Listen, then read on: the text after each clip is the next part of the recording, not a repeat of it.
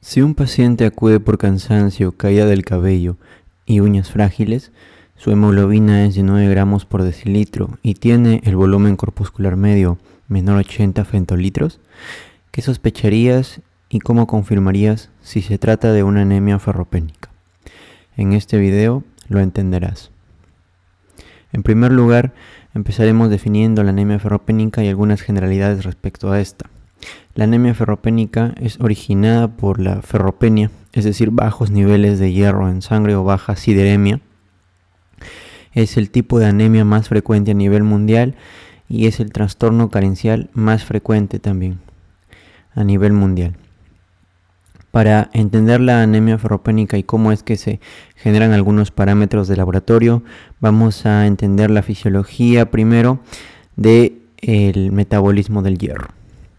El hierro, como componente traza de los nutrientes, se distribuye dentro del cuerpo en un adulto sano en cantidades de 4 a 5 gramos de la siguiente forma.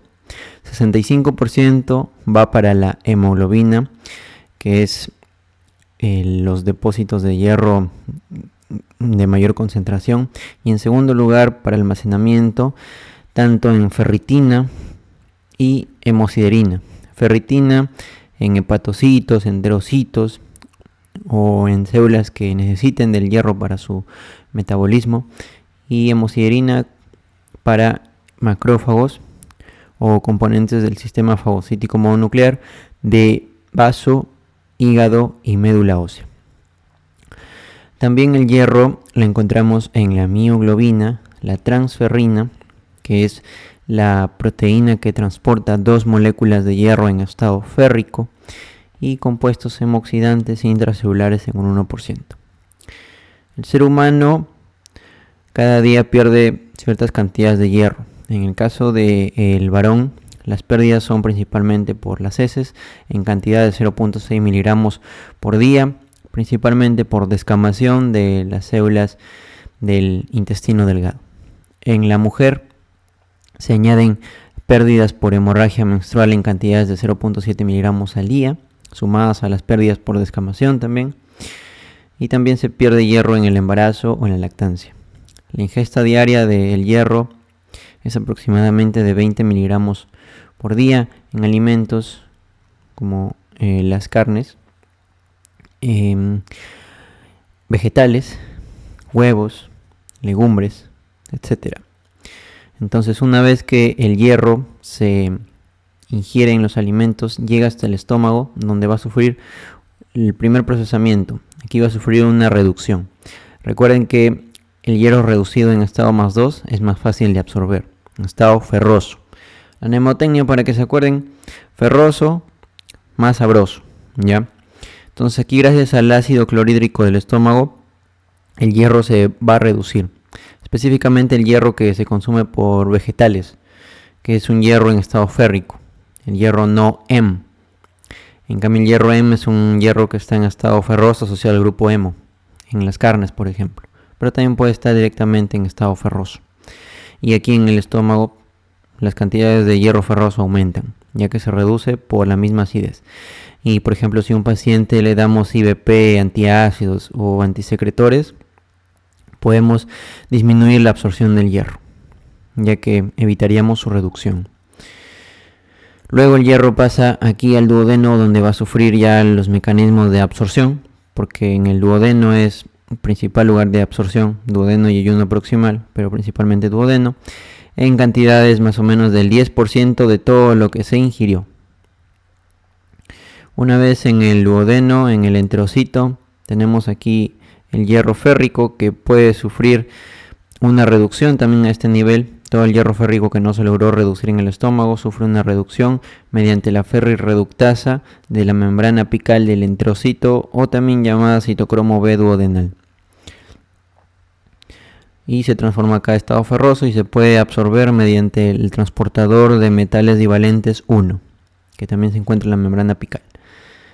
El hierro Hem en estado ferroso se absorbe por el transportador del grupo hemo 1 y pasa al nivel intracelular del enterocito y se disocia del grupo Hem gracias a la hemoxigenasa. Entonces tenemos acá el hierro en estado ferroso. Aquí puede tomar dos caminos: bien absorberse al espacio intravascular o bien almacenarse con su proteína, que es la ferritina. Tanto para almacén como para su posterior transporte, que vamos a ver aquí, el hierro necesita estar en estado nuevamente oxidado, es decir, en estado férrico más 3. Entonces puede sufrir una oxidación gracias al pH intracelular del enterocito a estado férrico. Pero también se puede absorber en caso el cuerpo lo necesite mediante esta ferroportina. Una vez se ha absorbido, ha pasado a la membrana vasolateral, llegamos aquí y en la membrana vasolateral hay otra enzima que es la efastina, que se encarga de oxidarlo nuevamente para que este hierro oxidado pueda ser transportado por la transferrina, como ya se ha mencionado. Y luego de aquí el hierro es transportado hacia los tejidos que necesiten de su consumo, específicamente los eritroblastos en mayor cantidad, para la síntesis del grupo M y la posterior formación de la hemoglobina. Aquí tenemos lo que ya les he explicado. No olvidar que la ferritina también es una proteína que podemos encontrar en el plasma y sirve para medir las reservas del hierro corporal y va a ser el primer parámetro alterado, es decir, disminuido en una anemia ferropénica. Los niveles de transferrina se expresan mediante su capacidad total de fijación de hierro, o TIP-C, también se llama así. Más adelante lo vamos a ver con el nombre de capacidad total de fijación del hierro por la transferrina. Estos parámetros van a estar aumentados, ya que, por ejemplo, en una anemia ferropénica, al no haber hierro en la sangre, la transferrina tiene mayor capacidad de fijación por el hierro, pero este no está presente. Asimismo, hay mayor cantidad de transferrina libre, por lo tanto sus niveles aumentan. Si bien es cierto, la sideremia disminuye, la ferritina disminuye porque hay menos hierro corporal, la transferrina o su capacidad de fijación total aumentan. Una vez la transferrina lleva 2 moléculas de hierro en estado férrico, llega a su célula receptora para unirse a su respectivo receptor, el receptor de transferrina. Este receptor de transferrina también va a estar elevado en las anemias ferropénicas. Entonces el receptor recibe la transferrina con las 2 moléculas de hierro y lo internaliza mediante endocitosis por el mecanismo de las clatrinas. Entonces, una vez aquí en el endosoma temprano, este endosoma va madurando y va acidificando su medio interno. Esa acidificación nuevamente sirve para que el hierro pase de estado férrico a ferroso. Y como ferroso puede ser transportado por el transportador de metales divalentes, que también lo encontramos en este endosoma más ácido, endosoma tardío, para que el hierro sea expulsado al citosol y de esa manera pueda ser usado por esta célula. El transportador y su receptor, o la transferrina y su receptor, son reciclados hacia la superficie nuevamente para recibir otras moléculas de transferrina con 2 moléculas de hierro en estado férrico. En este caso vamos a poner el ejemplo del uso que le da el eritroblasto al hierro, ya que el 80-90% del hierro que uno absorbe se utiliza para la formación de la hemoglobina en los eritroblastos, como ya hemos visto en los videos pasados. Entonces tenemos acá el hierro en estado férrico transportado por la transferrina. Viene acá el eritroblasto lo utiliza para la síntesis de la hemoglobina, primero formando el grupo M y después el M se une a las globinas. Tenemos ya que el eritroblasto llega hasta el reticulocito, un día en la médula ósea, 2 días más afuera en la circulación periférica y madura hasta los glóbulos rojos.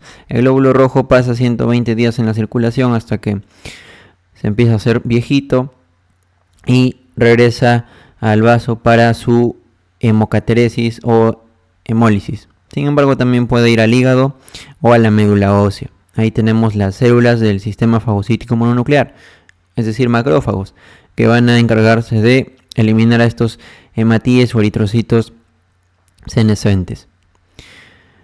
Entonces acá vamos a ver ese proceso de hemocateresis. Vemos aquí el macrófago específico del vaso, que es el principal lugar de hemocatresis.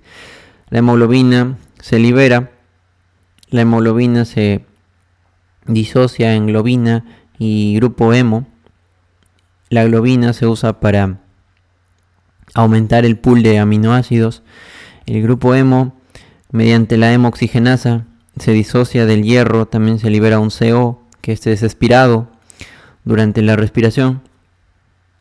El hierro en estado ferroso se transporta por la ferroportina y en la circulación ya no aparece la efastina, porque la efastina era una proteína de la membrana vasolateral del enterocito.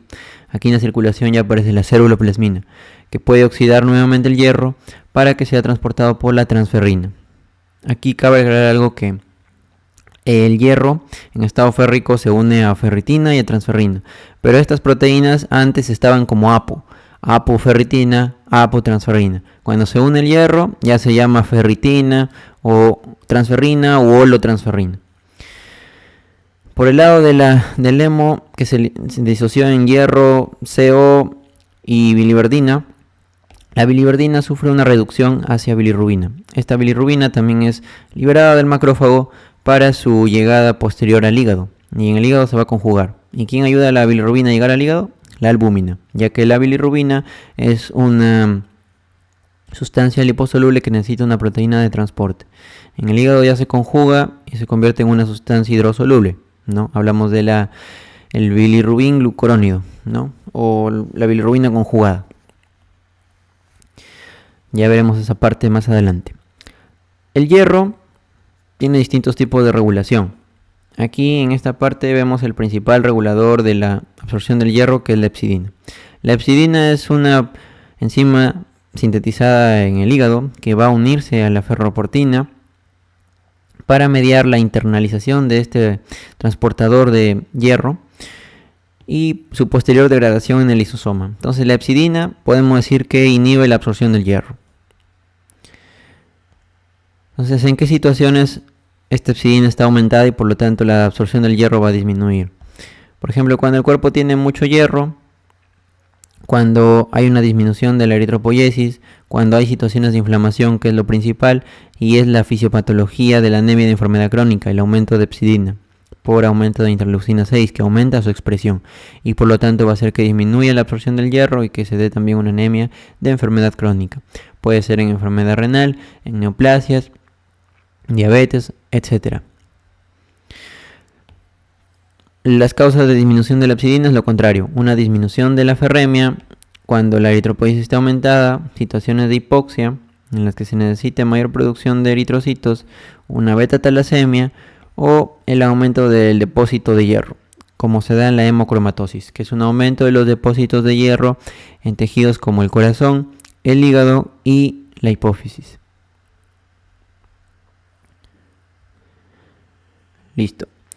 Dentro de todo ya hemos visto el metabolismo del hierro para entender la anemia ferropénica. Entonces, primero definamos la anemia, que ya hemos visto en el video pasado, que a nivel del mar, en el caso de los hombres, se define por un valor de hemoglobina menor a 13 gramos por decilitro, en las mujeres menor a 12 gramos por decilitro, y en el caso de gestantes en el primer y el tercer trimestre menor a 11 gramos por decilitro, y en el segundo trimestre menor a 10.5 gramos por decilitro.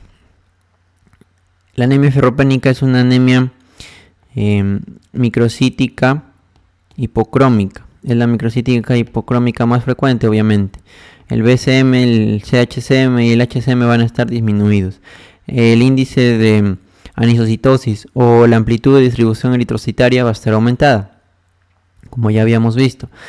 La morfología es una microcítica hipocrómica. Los parámetros férricos, ya les había adelantado. La ferritina, al ser la principal proteína de depósito de hierro, junto con la hemosiderina, obviamente va a estar disminuida. Y es el parámetro férrico o el parámetro de laboratorio que se disminuye más precozmente. Menor a 15 en adultos, menor a 12 en menores de 5 años. El índice de saturación de la transferrina, sus valores normales son mayor a 33%, o aproximadamente en esos valores. Pero si disminuye a menos de 10 o menos de 16% o menos de 15%, ya hablamos de una anemia ferropénica. La sideremia obviamente está disminuida, es decir, los niveles de hierro en la sangre. La capacidad total de fijación de la transferrina o el TIP-C que habíamos visto, eso también le pueden llamar TIP-C, o la transferrina, van a estar aumentadas, perdón. Ya saben por qué, porque la transferrina no va a tener hierro, va a estar libre, puedes captar más con el laboratorio. Igualmente que su capacidad de fijación para hierro tiene un montón de capacidad porque no hay hierro que pueda fijar. O esto está disminuido y por lo tanto su capacidad de fijación aumenta. Por el lado del receptor soluble de la transferrina también aumenta, al igual que la transferrina. Todo lo que tenga que ver con transferrina, a excepción del índice de saturación, está aumentado. En el hemograma vamos a ver los reticulocitos bajos porque esta corresponde a una anemia regenerativa por deficiencia nutricional. Los reticulocitos van a estar bajos porque aquí el hierro es necesario para la eritropoiesis. No tiene que ver con algo fuera de la médula, así que es una anemia regenerativa central. Puede haber trombocitosis reactiva porque la eritropoyetina sigue sintetizándose, pero al no estimular de manera correcta al eritrocito, se va a encargar de estimular a las plaquetas para su producción. Entonces puede haber una trombocitosis. Los valores de plaquetas ya saben que van de 150.000 a 450.000. Entonces en una anemia ferropénica pueden encontrar valores por encima de 450.000 plaquetas. La médula ósea, ahí podemos encontrar ausencia o descenso de los depósitos de hierro. Esto lo va a diferenciar con la anemia sideroblástica, que también lo hemos mencionado en el video anterior. Asimismo, la anemia sideroblástica, además de que vamos a encontrar lo contrario a esto, ¿no? Vamos a encontrar aumento de depósitos de hierro.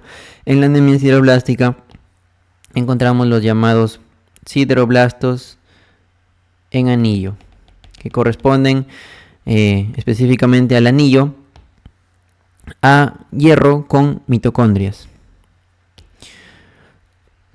¿Cómo hacemos la determinación de una anemia ferropénica de forma ideal? El parámetro más ideal, pero no es el que se utiliza más, es la biopsia de médula ósea. ¿Cómo hacemos la biopsia de médula ósea? Ya saben los lugares. En el adulto lo podíamos hacer en el esternón y en general lo podemos hacer en la cresta ilíaca póstero superior. En niños en el tercio proximal de la tibia.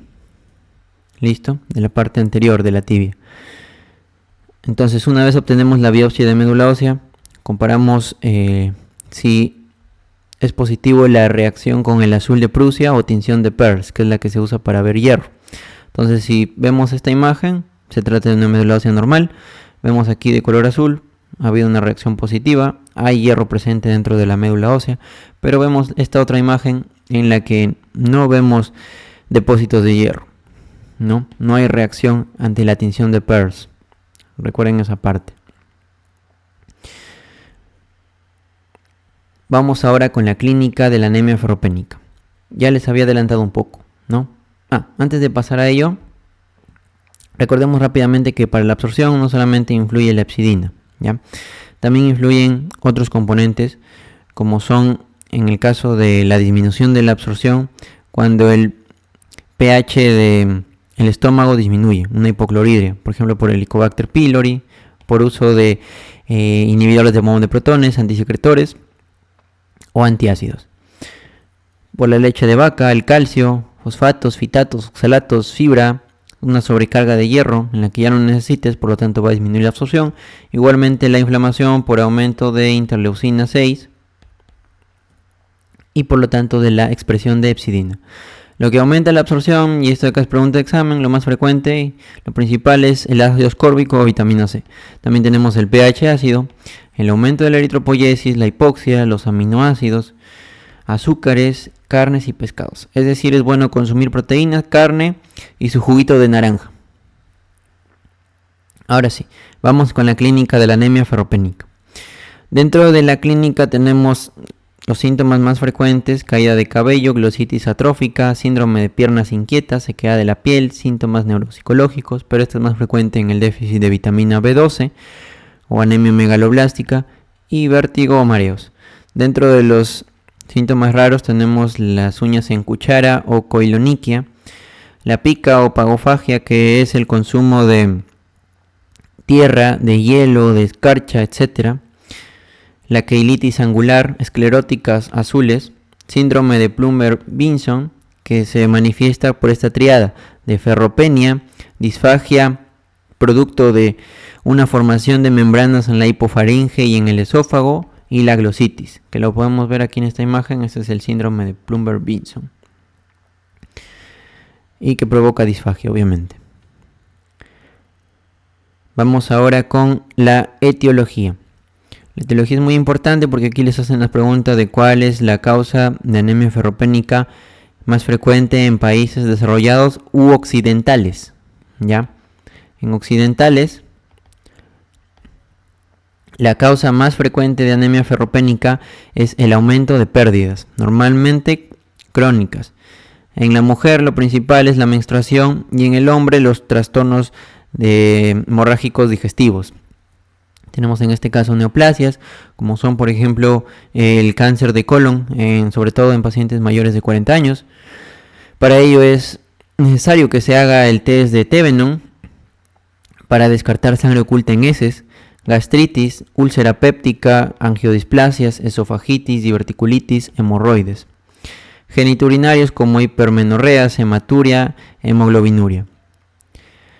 Etiología sistémica como son las hemólisis intravasculares. Esto de acá no olviden que les da la presencia de esquistocitos, que son eritrocitos rotos, fragmentados, producto de prótesis valvulares, microangiopatías, SHU, síndrome urémico hemolítico, coagulación intravascular diseminada, púrpura trombocitopénica trombótica o hemorragias también.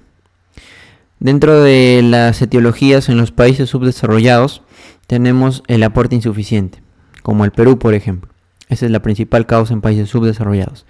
Por malnutrición, por una dieta vegana o malabsorción. Aquí las causas de malabsorción pueden ser una resección gástrica, cirugía bariátrica, un bypass duodenal, en la que los alimentos pasen directamente al duodeno, sin antes pasar por el ácido clorhídrico del estómago. Infección por Helicobacter pylori, que ya hemos visto que te desencadena un cuadro de hipocloridria.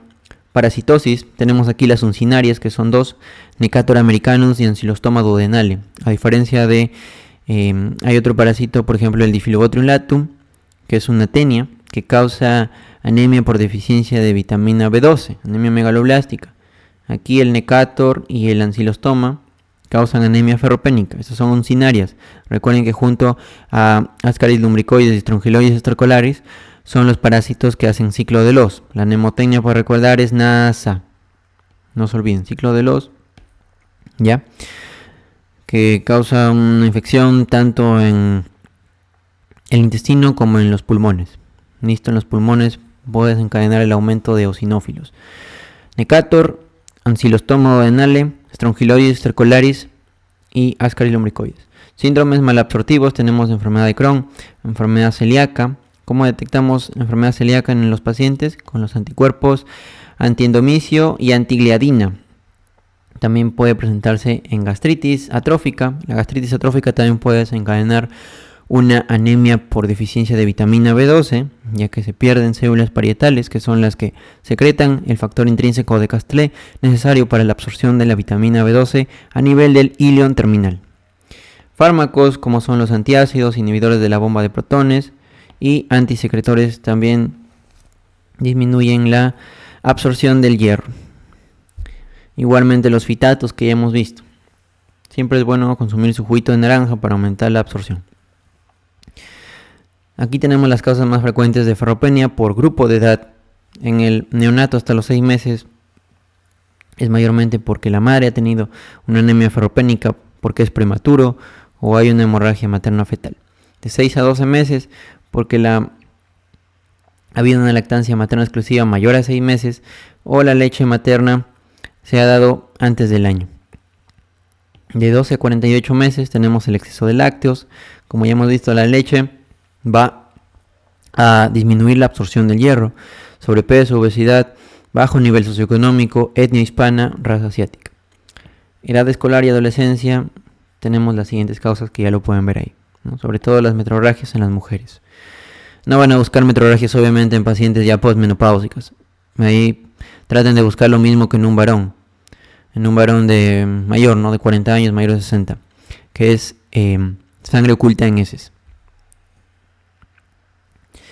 Vamos con el diagnóstico diferencial con respecto a la microcitosis, ya que no es la única anemia microcítica. Lo principal que deben fijarse, más allá de todos los parámetros que pueden leer aquí, en el caso de comparar anemia ferropénica con anemia de enfermedades crónicas, lo que lo va a diferenciar es el nivel de ferritina, ¿ya? Como ya les había dicho, es el parámetro más fácil de medir, es lo primero que se hace, es el que se disminuye más tempranamente. Eso les pueden preguntar. ¿Listo? Entonces, en la anemia de enfermedad crónica, esos niveles de ferritina van a estar normal o elevados, ¿ya? Asimismo, los depósitos de hierro también, ¿no? Mediante una biopsia de médula, pero eso es un poco más complicado. Ya puede estar normal o elevado. En la anemia ferropénica normalmente están disminuidos o ausentes, ¿no? La electroforesis en ambos es normal. No hay alteración ahí de la hemoglobina. Con respecto al rasgo talasémico, aquí sí va a haber una alteración en la electroforesis. Va a haber un aumento de hemoglobina A2 en la beta talasemia, por ejemplo. Incluso puede aumentar también la hemoglobina fetal. Recordar que las personas tienen 3 tipos de hemoglobina, los adultos, ¿ya? Tenemos hemoglobina A1, que está conformada por 2 cadenas alfa y 2 cadenas beta, hemoglobina A2, 2 cadenas alfa, 2 cadenas delta, hemoglobina fetal, 2 cadenas alfa, 2 cadenas gamma. La mayor proporción de hemoglobina está conformada por la hemoglobina A1, no se olviden, en un 97%, un 2%, 3% por esta hemoglobina A2 y menos de 1% por la hemoglobina fetal. En las beta-talasemias, por ejemplo, falla la hemoglobina en su cadena beta, por lo tanto aumenta la síntesis de las cadenas alfa, pero esta cadena alfa se vuelve insoluble y precipita dentro del eritrocito y al final empieza a haber una hemólisis. Y por lo tanto el eritrocito tiende a aumentar estas otras hemoglobinas. Ya aumenta esto y esto pueden captarlo en la electroforesis. Si se trata, por ejemplo, de una beta-talasemia mayor, aumenta demasiado la hemoglobina fetal, por encima del 60%. Y esa es una diferencia con anemia ferropénica. Pero también pueden diferenciarlo porque en el rasgo talasémico, ¿ya? Los niveles de volumen corpuscular medio están muy reducidos, igual que el HCM. Es una anemia muy microcítica. Ya entre 60 y 80 femtolitros, bien poquito.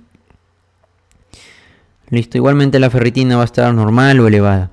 En el caso de la anemia sideroblástica, aquí la biopsia de médula ósea te va a salir con depósitos de hierro conservados altos, ¿no? Depósitos de hierro altos. ¿Por qué? Porque el hierro no se está utilizando. La anemia sideroblástica consiste en una alteración de la síntesis del grupo hemo. Y entonces el hierro está ahí por las puras y se empieza a acumular en los macrófagos de la médula ósea. Y da lugar a esos sideroblastos en anillo. Listo, que se puede ver aquí, en esta imagen, ¿no? Que corresponde a este punteado basófilo, a mitocondrias llenas de hierro. Porque no pueden usar las mitocondrias. Recuerden que en las mitocondrias se sintetiza el grupo M, entonces ahí se va a acumular el hierro. ¿Listo? ¿Qué más podemos encontrar aquí? También el BCM en la sideroblástica es bajo, ¿no? En el caso de las anemias sideroblásticas congénitas, o elevados en el caso de anemias sideroblásticas adquiridas, ¿no? Excepto, por ejemplo, en anemias sideroblásticas que se deban a intoxicación de plomo, ¿no? O saturnismo, que te da también el ribete de Burton en los dientes que habíamos visto. Vamos ahora con el algoritmo diagnóstico, aquí más fácil para cualquier paciente. Si presenta hipocromía en el hemograma con BCM menor a 80, medimos inmediatamente ferritina, que es lo más frecuente que se hace, y el índice de saturación de transferrina. Entonces, si la ferritina sale baja y el índice de saturación de transferrina sale menor a 16, menor a 10, se habla ya de una ferropenia. Se tiene que investigar la causa. Para tratar la causa no debes dar el tratamiento de base, que es sulfato ferroso de inmediato. Tienes que primero tratar la causa para ver si así puedes revertir y ya después complementar con sulfato ferroso. Pero si la ferritina sale normal y el índice de saturación de transferrina sale normal, realizamos electroforesis de hemoglobinas para ver si hay algún problema con las hemoglobinas. Si sale elevada de hemoglobina A2 de hemoglobina fetal, se trata de una beta-talasemia, como ya te he explicado. Si sale normal, vemos ya el mielograma mediante una biopsia de médula ósea o una aspiración. Entonces, bueno, sería una biopsia en este caso. ¿Ya? Entonces, aquí tenemos dos opciones, que el hierro salga elevado y también haya sideroblastos. Entonces ahí hablamos de una anemia sideroblástica. Ahí investigamos el tipo, ¿no? Si es congénita, si es adquirida, si es primaria, secundaria. Si sale el hierro medular alto, pero los sideroblastos no hay presencia de sideroblastos, se puede tratar de un síndrome inflamatorio crónico, una anemia de enfermedad crónica, una anemia de tipo inflamatorio. También se debe investigar la causa de esa anemia, para tratar la causa. Ahora sí, respecto al tratamiento, el tratamiento básico es con hierro oral, sulfato ferroso. Recuerden, ferroso más sabroso. ¿Ya?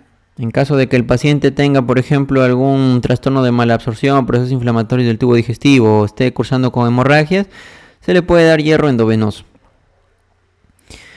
¿A qué dosis se les da el hierro? Dosis de 100 a 200 miligramos al día, de hierro elemental. Obviamente tiene que ser hierro más 2. ¿Ya?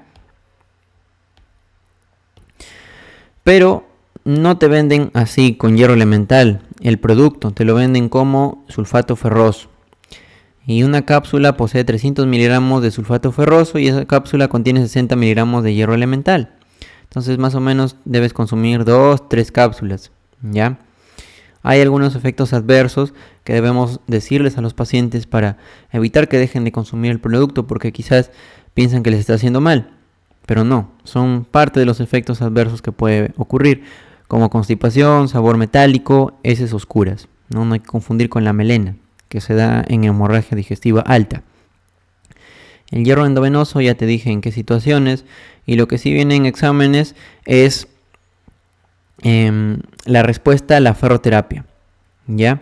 De los 3 a 6 días, máximo a los 10 días, hay un aumento de los reticulocitos.